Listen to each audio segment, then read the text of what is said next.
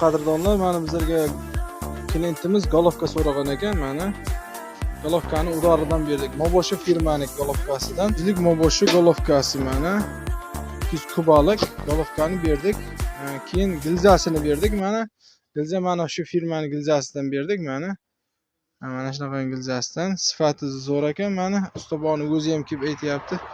Mana 196lik 196lik gilzasi, ichidan chiqadigan narsalari mana hamma narsasi bor ekan. Switchi birdan filtrchalarini ham berdik.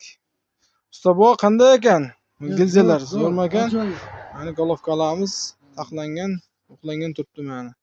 Qo'yadi, yuradi mana. Ko'pchilik so'ragan ekan bizda, mana bunaqangi golovkani, gilzani, bunaqangi porshunni kompressor zo'r ekan deganimizga negativ bildiribdi. Bu bunga ham to'g'ri, bunga ham bog'liq golovkaga, lekin bunga ham bog'liq ko'proq. Bunida kompressori zo'r bo'lsa, mana golovkani yurishiga ancha katta farq qiladi baribir. Именно mana buni proterkasi o'lib qolgan bo'lsa, klapanlar cho'kkan bo'lsa, u foydasi yo'q. Ko'pchilik bizlarga negativ tashlabdi. Gilzani nima aloqasi bor degan. Hamma narsani bir-biriga bog'liq aloqasi bo'ladi. Layklarda yemangizlar, yurakcha qilib qizartirib ketingizlar akalar. Maslahatimiz foydali bo'lgan bo'lsa.